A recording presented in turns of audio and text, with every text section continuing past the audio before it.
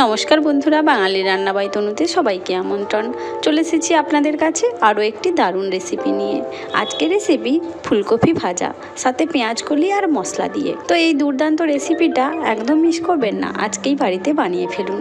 আমি ঠিক যেভাবে বানিয়েছি একদম সেইভাবে বানিয়ে ফেলুন। ফুলকপি ভাজার জন্য যে মশলাটা নিয়েছি, আমি সেই মশলাটা আগে দেখিয়ে নিচ্ছি। কোন কোন মশলা দিয়েছি কাঁচা লঙ্কা, শুকনো লঙ্কা, মাঝারি সাইজের একটা টমেটো, সামান্য একটু জিরে, আদার কুচি আর একটা বড় মাপে পেঁয়াজ কুচি। ঝালটা নিজেদের পরিমাণ মতোই দেবেন। এই সমস্ত উপকরণগুলোকে একটা পেস্ট বানিয়ে নেব। এদিকে কড়াইতে তেল দিয়েছি। তেলটা গরম হয়ে গেলেই এর মধ্যে দিয়ে দিচ্ছি পাঁচফোড়নটা বেশ ভালোভাবে ভেজে নেব। পাঁচফোড়নটা হালকা ভাজা হয়ে গেলে এর মধ্যে দিয়ে দিচ্ছি কেটে রাখা ফুলকপি একটা বড় মাপে নিয়েছি আর ছোট্ট ছোট্ট করে বেশ সুন্দরভাবে কেটে নিয়েছি। এখন ফুলকপিটাকে বেশ ভালোভাবে নাড়াচাড়া করে নেব। নাড়াচাড়া হয়ে গেলে ফুলকপি থেকে যে এক্সট্রা জলটা বেরিয়ে আসবে, তার জন্য আমি একটা চাপা দিয়ে দিয়েছি। চাপাটা খুলে আবারও ভালোভাবে নাড়াচাড়া করছি। অনেকটাই জল শুকিয়ে গেছে। এর মধ্যে দিয়ে দিচ্ছি নুন আর হলুদ গুঁড়ো।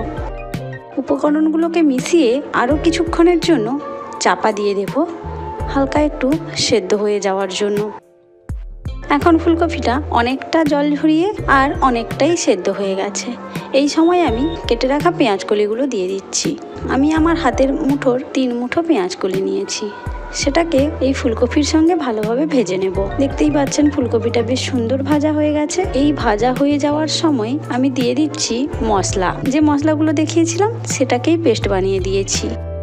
আর মশলার সাথে দিয়েছি কাঁচা সর্ষের তেল, সামান্য একটু চিনি। সমস্ত উপকরণগুলোকে বেশ ভালোভাবে ভেজে নেব। অবশ্যই মনে রাখবেন, ফুলকপিটা ভালোভাবে ভাজা হলেই কিন্তু মশলাটা দিতে হবে, নাহলে ফুলকপিটা না যদি ভালোভাবে ভাজা হয় এর টেস্টটা খুব একটা ভালো আসবে না। এবার মশলাটা দেওয়ার পর ভালোভাবে কষিয়ে নেওয়ার পালা। ভালোভাবে কষানো হয়ে গেলেই গরম গরম ভাতের সঙ্গে পরিবেশন করুন। আমার এই রেসিপিটা কেমন লাগছে জানাতে ভুলবেন না। দেখতে তো দুর্দান্ত লাগছে, খেতে কিন্তু অসাধারণ হয়েছে। গরম গরম ভাত এক থালা এমনিই খাওয়া হয়ে যাবে যদি এই রকম ফুলকপি ভাজা থাকে। আমার এই রেসিপি যদি আপনাদের ভালো লাগে অবশ্যই লাইক বা কমেন্টের মাধ্যমে জানাবেন, পারলে শেয়ার করবেন। আরও এইরকম নিত্য নতুন রান্না পেতে আমার চ্যানেলকে অবশ্যই সাবস্ক্রাইব করে রাখবেন। আজ এই পর্যন্ত, আবার আসবো অন্য কোনো দিন অন্য কোনো নতুন রেসিপি নিয়ে। ততক্ষণ পর্যন্ত ভালো থাকবেন, সুস্থ থাকবেন।